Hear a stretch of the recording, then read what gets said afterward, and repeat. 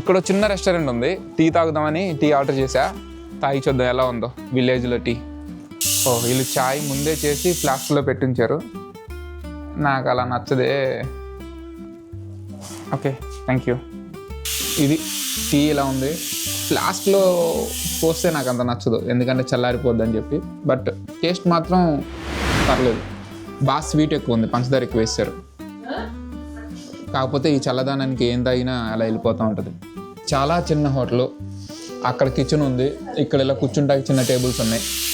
వీళ్ళ నూడిల్స్ చాలా డిఫరెంట్గా ఉన్నాయి, ఇవి చాలా డిఫరెంట్గా ఉన్నాయి, చాలా పెద్ద నూడిల్స్, ఇవి ఫ్లాట్ నూడిల్స్ ఉంటాయి కదా అలా ఉన్నాయి. ఇక్కడ ఏదో బ్యాటర్ రెడీ చేశారు పకోడీకి అనుకుంటా, అండ్ పూరీ చేస్తున్నారు.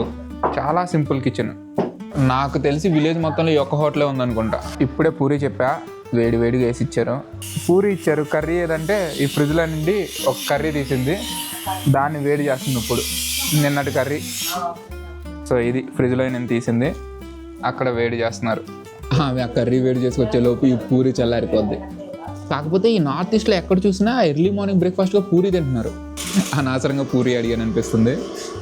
తింటాకి ఏమన్నాయి అంటే పూరీ అని చెప్పింది, సర్లే ఇమ్మని చెప్తే నిన్నటి కూర నా కళ్ళ ముందే వేడి చేసేస్తుంటే తప్పదు, ఒక్కొక్కసారి ట్రై చేద్దాం.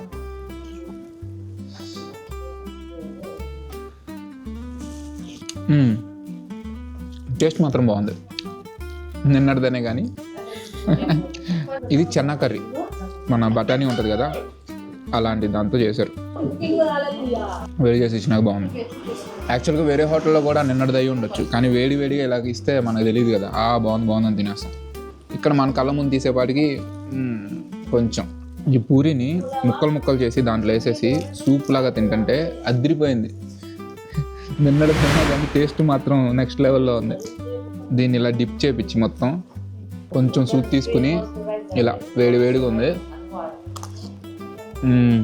ఇప్పుడే తినేసి బయటకు వచ్చా. పూరి 10 రూపాయలు, టీ 10 రూపాయలు, నిన్నటి కూర 30 రూపాయలు అంట. కింద మీకోసం ఫుల్ వీడియో వెయిట్ చేస్తుంది, చూసేయండి.